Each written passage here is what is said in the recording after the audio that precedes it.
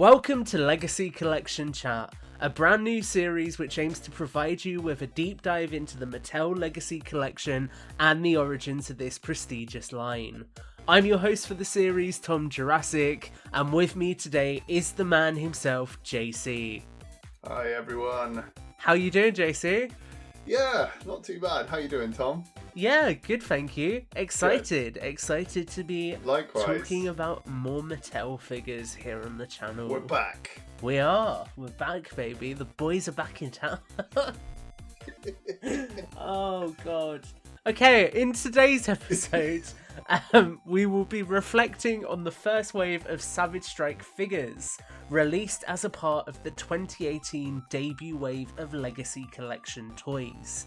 These figures retailed for $9.99 here in the UK and were available exclusively at Smith's. This assortment featured the Pachycephalosaurus, the Juvenile Tyrannosaurus Rex with capture gear, a JP3 Pteranodon, and also a tiger-striped velociraptor from the Lost World. We will also touch on two cancelled Savage Strike figures which were meant to follow this assortment, the Jurassic Park 3 male velociraptor and the iconic Dilophosaurus. JC, I know you tracked down the humans, but did you ever pick up any of the Savage Strike figures? And if so, which ones did you track down? So, I hate to admit this, I have none of these. Oh. Simply because they didn't feel specifically Jurassic Park for me. And I love The Lost World and I love Jurassic Park 3, but I was not compelled to pick these up when the humans were clearly from the first film. It was kind of like I had a choice of what to go for. So it was just the humans for me, especially given the fact that I had to import them from the US. I know they sold them in the UK for these as well, but I felt like I wanted to prioritise the Jurassic Park human figures in this case. No, that's fair enough. So what we'll do, we'll talk through each figure. I'll talk a little bit about having the figure in hand, and I'll let you talk a little bit about your thoughts from the photos then, and what you think about each figure, taking a closer look at them in the pictures that we've got for reference at least. Mm-hmm. So we'll start with the Pachycephalosaurus. I'll be honest with you, this one's arguably my least favourite of the four, and I'll touch on why in a moment. But what do you think of this figure, and how does it compare to any previous Kenner renditions of the Pachycephalosaurus? Perhaps a little bit similar, if there are any. I guess it looks good on first impression. I think both the sculpt and the paint could be improved, but the colour palette is sort of spot on and recognisable as the Pachycephalosaurus. There were two Kenner Pachycephalosaurus in 1997. One was smaller, a similar size to this Mattel one, and it had a button on its thigh that would make the head swing downwards into a headbutt. Yeah. And it came with capture gear too, so it was quite a cool little figure when it came out. The coloration was more like a green, so it wasn't as accurate looking, but it still looked great in the packaging. But then Kenner also produced a larger Pachycephalosaurus, and I had that one too. And that was in the sort of same size as the young T-Rex from the Jurassic Park line. It was really nice. It had like a spring-loaded headbutt feature, so you could push the head and neck down, and it would sort of lock down, recessed into the body. You'd press a button above its hips, and the head would spring out. And it was quite forceful, which was great for headbutting action figures across the floor. Yeah. It also had dino damage, so it actually had removable skin. And the body was rubbery. Not all of it was rubbery, but the body was. So for me, this is still the best Pachycephalosaur that we've gotten so far. The paint job was similar actually to this Mattel figure, but it looked more impressive due to its size and the sculpt. Yeah. I think the sculpt was probably slightly better in 97 on this larger one. This one feels a little bit weedy on the Mattel figure. But apart from that, I think it's a fairly good likeness for the Lost World Pachycephalosaur. I think that's a really fair breakdown. I think the Mattel one is a cool figure. It really struggles to stand though. Mine, right. Where they sort of almost made the feet hooves when like the toes are connected, and it just slips and slides, and it does not want to stand still. Right. In terms of play features, this one you use the tail and the head sort of comes out the socket a little bit and it does that ramming motion. Right. So it works quite well. It's quite a fun play feature that obviously iterates on what you'd expect from the Pachycephalosaurus. Yeah. But like you say, it sounds as if it's not quite to the level of the original Kenner figure. Yeah. It sounds like it was inspired by like a smaller version of it, like a little homage to it. Yeah, no, that makes perfect sense. So after the Pachycephalosaurus, we have the Pteranodon, and this is one I like. I think this figure looks pretty clean, so I'm quite curious. Obviously, Pteranodon's play features are hard to pack in on them. This one, the wings move via the press of a button, but that's about it. So I'm curious, was there ever anything similar in the Kenner line, and did they ever do this similar sort of JP3 colour scheme for the Pteranodons? So this is actually a cool figure because it looks like they based it on the Mattel one. It looks like they based it on the Jurassic Park 3 Pteranodon. Yeah. And I've always preferred that design personally. It looks really menacing in the 2001 film. Yeah. The gimmick looks very similar to what they had in the Jurassic Park Series 1 Pteranodon, where you'd press the button on the back and the wings would flap. Yeah. Except that they had kind of like loose articulation halfway along the wings, so they would kind of flap like bat's wings almost. Jurassic Park's was blue and grey with red eyes, so it was completely imagined because we didn't have a Pteranodon in the first Jurassic Park. But I think there was, for the Jurassic Park 3 line, the Hasbro line, I think there was one that was similar coloration to this. I want to say it was from the React line, but it was not identical to this. But it's just nice to see something that's inspired by the Jurassic Park 3 Pteranodon, because I would say that hasn't really been beat. The sequences with the Pteranodons in Jurassic Park 3, for me personally, have felt like the best moment where we've had those flying it's that prehistoric mist creatures. Sequence, isn't it, with it just coming out from the fog even. There's so many nice bits with them, like the head turn when they attack Billy, and then one sort of turns its head to look at Grant, and the music is really choral and creepy, and I just remember those moments so strongly. Like, they're so creepy, and it's almost like the Pteranodon saying, "You're next, Alan." It was really good. So yeah, I do love those Pteranodons in Jurassic Park 3, so it's nice to see a toy that's a little homage to that. Yeah, no, I definitely agree with that. That's cool. And hopefully we see more JP3 toys moving forwards as well, because it's great seeing the whole saga get toys. Absolutely. So much source material to choose from. It felt like that third film was the peak for Stan Winston's, because they had the two films, and then by the time they got to the third one, they were really nailing the designs, and they were going really complex with the designs in a way that we hadn't seen in the other two films. So that was like the culmination of all their experience. So the culmination of their journey. Yeah, exactly. Yeah. So we got this wonderful peak in their performance that is Jurassic Park 3 in terms of the creature design. It's quite ironic because you talk about the peak in their performance, then we're now going to go back in time to before Jurassic Park 3.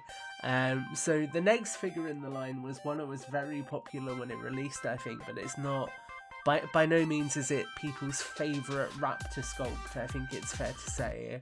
And that is the tiger striped velociraptor from Jurassic Park The Lost World, or The Lost World Jurassic Park, just so fans don't come at me in the comments. So what do you think of this one, and how does this compare to the Kenner version? Because I know we have a Kenner tiger striped raptor. Yeah, so I have to be blunt here. Straight away, I was a little concerned by the oversized feet. And to me, it felt like the raptor was wearing novelty slippers, and it put me off a bit when I remember first seeing these promotional images. But actually, when you see the raptor sculpt in person, it's not that bad, and it does add a lot of stability to, what would otherwise be a top-heavy figure. I'd say it does have a stylized look to it, though. It could be more accurate. I think the Kenner electronic raptor, tiger striped raptor, which was from the Jurassic Park Series 1 line, has a similar coloration, but actually looks more accurate than this one, just in sculpt. But the paint is really cool on this one. The paint apps are nice, so maybe like a combination of the two would be the best design. The play feature is a little weak. Does this have slashing arms? So this one, the play feature, and the reason why the feet are so big is you press down, I think it's forwards on it, and then let go and it jumps. Oh, that's right, yes. So actually, Yeah. that's a pretty cool feature. I guess the electronic raptor from the Kenner line had something where you pull back the legs, and I think the arms opened up for a hug, and you got the scream effect. And then the brown version of the Kenner raptor did a spring-loaded bite when you pressed the lower legs backwards. That's quite cool. Which was quite a cool feature. Yeah. I mean, I think these are all cool features, and if I'd had this jump feature in a 93 Kenner raptor, I would have been just as pleased. Yeah, no, it's definitely a cool feature. And it's cool to hear that there's a little bit of diversity in the raptors, even though they're all modelled on the same asset as well. Yeah. So lastly on this initial wave, really, we have the Juvenile Rex that did come with capture gear, and this is the only time up until this year's Dino Escape assortment that Mattel have actually done the capture gear. So what do you think of this one, looking at it? And did we ever get a proper young Tyrannosaurus Rex in the Kenner line back in the day? So we did actually in the Lost World Kenner line, but I didn't own it. The sculpt on that figure was very good, if I remember rightly, and came with a bandage that went round the leg. This one, the Mattel one, has a capture gear style muzzle. In the film, they do muzzle the baby Rex, but I think only with like leather straps. Even like at the end in the San Diego bit, I think it's just like leather strap style muzzle. Either way, it's cool to have an accessory, and capture gear is always welcome. I think Mattel's feel more cartoony in terms of their figures due to the simplicity of the paint apps and also the vibrancy of the colour. Yeah. But the 97 one feels much more earthy and organic and accurate to the film version. So I guess it depends what you're going for, and maybe they were thinking forwards with the Camp Cretaceous stuff coming up, that maybe it would be good to bump up the vibrancy a bit and make these a little bit more sort of cartoony looking. It's an interesting observation, because all of the Mattel line does blend quite well on the same shelf. Right, so maybe that's why. What with the Camp Cretaceous stuff? Yeah, that is quite an interesting observation, actually. Yeah, maybe they were thinking forwards, or maybe even they were thinking that these are the early designs we have for an animated show. Why don't you run with this for your figures, and then that way it'll all blend in when it eventually comes out. Yeah. I'd wonder about the timings of that, I think, though, because that was 2018. And I don't think Camp Cretaceous came out until 2021. Yeah, it's a good point. Yeah, so how did they know? I guess maybe they just sort of designed them partly stylized. It might be a cool coincidence, yeah. Yeah. Or maybe they even based them on the toys so that there was consistency a bit. Yeah, that's very possible. It's a really cool observation, actually. It's not the first time that an animated show has been made using the toys as a basis. I know He-Man was a toy primarily to sell the toys. Yeah. And they built the show around. Well, look at G.I. Joe. Each of the toys. Yeah, G.I. Joe, exactly. So it's not the first time. If they can see it's a big seller, then maybe they thought, go with something similar to this style, so that if we do release toy products, we can use the same molds. Yeah, that makes a lot of sense. Cool. Well, that brings the core assortment to a close.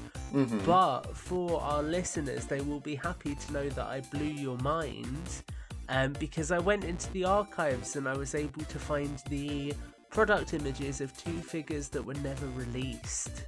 So we have two cancelled Savage Strike figures, the iconic Dilophosaurus, and this one would have had a water spitting feature, and also the Jurassic Park 3 male velociraptor. So what do you think of both of these, JC? And are they figures you'd like to see in the future? Yeah, I always celebrate the inclusion of the Dilophosaur in any line. I think the fact that it's got a water spraying feature is pretty cool, and takes me back to the Series 1 Kenner line when we had the rubbery Dilophosaurus that you could squeeze and water would come out. So that's obviously a nice little... I do actually have one of them. That's the only Kenner figure I've got. No way. Shout out to... He goes by Fatty Goulash on Instagram. A wonderful friend who came to my Jurassic World Evolution meetup I did a while ago. I seem to remember this, actually. Yeah, and he brought that figure along as a thank you for organising the meetup, and that has pride of place as my only Kenner figure in my collection. Oh man, well I need to give you some more to add to your Series 1 collection. But that is a classic figure, and it was one of my early ones too, because I loved the idea of this Dilophosaurus spitting creature. I thought it was so cool, even before I'd seen the film. But also the JP3 Raptor, the paint apps look really good in these promotional stills.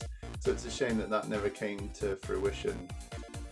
Again, the colours on the spitters seem a bit more amped up and cartoony, so I'd always favour a Jurassic Park coloration, but it still looks appealing, and I'm sure it would have been great. You know, they both look cool. It would be nice to get the JP3 Raptor. I think would be the one that most appeals to me in the images. I think there's an interesting discussion around the vibrance point as well, and the fact that these were intended for store shelves. So a lot of the time I think you want to have that added saturation so the product almost jumps off the shelf at you as well. So as a casual consumer, if you're going through a shop, you can look at a glance and easily go, oh, there's the one I've been looking for, and sort of then scoop it up quite quickly. I agree. It's funny though, with Jurassic Park, the old Kenner toys, I'd say that the selling point of their toys was, one, their size, because they were bigger than most dinosaur toys at that time, and two, the realism that they were going for. So I think they tried to make the toys look fairly realistic by using the sort of translucent rubbery skin and kind of earthy tones. So actually in that case, in 93, they went the opposite way, and that worked just as well. So I think there's an argument for both approaches, but yeah, definitely the coloration on these really makes them pop on the shelf, which is a nice thing. Yeah. I'm glad you went into the 93 comparison there as well, because I'd like us to go back in time for the end of this episode and think about this assortment in comparison to the Kenner line. So obviously this is a $9.99 assortment where you get a small dinosaur that has a play feature. Was there anything like that in the Kenner line back in the day, or was it just the figures with the capture gear? And do you like how Mattel have evolved some of the play features that may have been present in earlier lines here? I think they are comparable in price, given probably inflation. Yeah. It's probably a similar price point, maybe a little bit more expensive, but not too much. But I think as they're sort of smaller, daintier figures, there was a value for money that Kenner figures had over these, maybe in terms of heft and durability of them, and it's probably due to the availability and cost of materials in 93 versus now. That said though, the detail and the paint job for collectors on these is great. So they've not only made an appealing figure for kids, they've also made something that collectors will like through the really fine detail. They do feel a bit cartoony and simple at times, but on the whole I applaud the use of colour to kind of brighten up the line. I think it looks really good. Yeah, no, that makes sense, and I think it's really interesting sort of thinking about that comparison really, and the fact that those Kenner figures are so well known for being these bulky, almost behemoths of dinosaur collecting, I guess, in many ways, which is quite cool when you look back on it. So that really brings us to the end of today's shows. Were there any final thoughts you wanted to give, JC? I feel like you gave quite a nice summary there, but is there any sort of last sentence you want to leave us thinking about as we depart the Savage Strike assortment for now? I think with the Mattel line, what they've done is amazing. I think with the dinosaurs, they look really appealing, and they're introducing dinosaurs to a new generation in a really exciting and colourful way. I think for collectors, they've also created something that's, fantastic and desirable. So I would applaud them. I think they've done a really good job.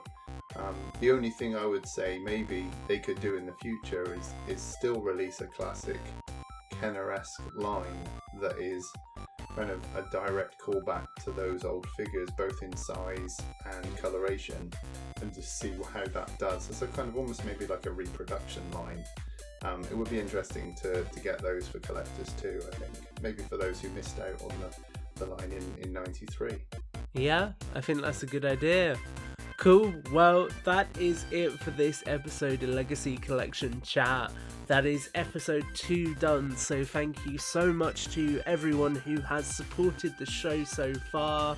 It's been very, very fun working on this, and we still have plenty more episodes to come throughout 2022, so do keep an eye on our social media. You can find me at Tom Jurassic across social media. JC, why don't you sign off? So don't forget to give us a thumbs up, comment and subscribe, and we look forward to seeing you in future episodes of the Legacy Collection Chat.